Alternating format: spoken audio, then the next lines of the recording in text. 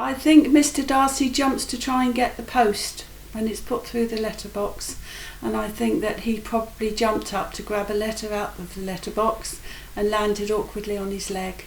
The vet examined him and said that she thought that he'd got a break in his cruciate ligament, and he had to be referred in the end to the vet's practice in Ringwood, Southern Counties Vets. And as I don't drive, my problem was how to get him there.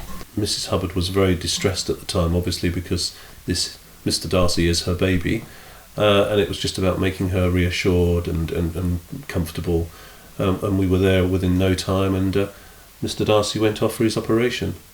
And ever since then we've been in contact, because I've been picking Mr. Darcy up on regular occasions and taking him back to the vets for checkups, etc. And he's doing really, really well now, and you would never believe that he'd had that operation. It's an amazing recovery. It was quite stressful because I knew that he was going, to have a very large operation, and the one thing that the vet stipulated was that he had to bring his medical and insurance details with you, and so we set off, and we queued all the way into Stubbington. We'd taken quite a long time to even get to Stubbington, and I suddenly said, "Oh dear," and Barry asked what was wrong, and I said, "I've left all his particulars at home." So his insurance particulars, I said, and he's got to have them.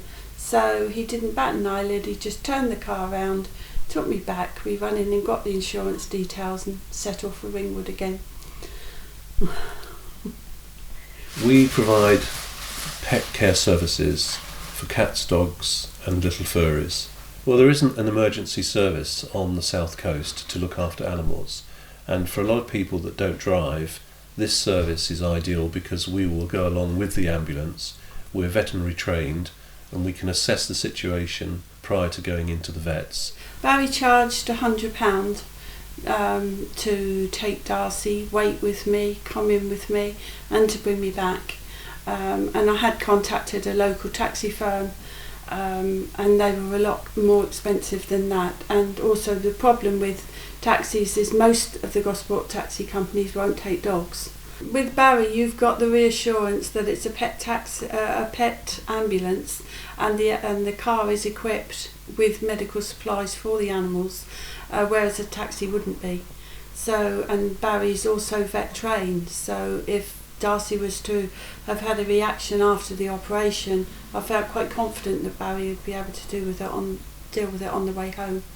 Whereas if you just use an ordinary taxi, you wouldn't have that security of knowing that, if there was a problem, it could have been dealt with. Quite often we do it and we don't make any money, but it's just for the love of looking after animals. So isn't it you're not making any money? Is it not a We business? are making a profit, but it's not a big profit, and I'm not doing it really for the money. It's because I love animals, and yes, we are making a little profit, but that's not the main goal of being animals at home. The best bits for me is I look after everybody else's children, and I get to spend a lot of time with dogs and cats and small furries, any animals, and that brings a smile to my face, and every day is a great day because it's not like work.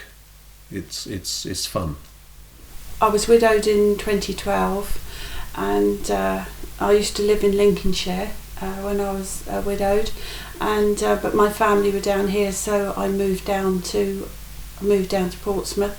We bought Mr. Darcy just before my husband passed away, and he's been my constant companion ever since. And he's just great company, and we wouldn't be without him. That's why when I use a service, I want to know that he's going to be well looked after. And he's very spoilt. I admit he's very spoilt, but he's also very special.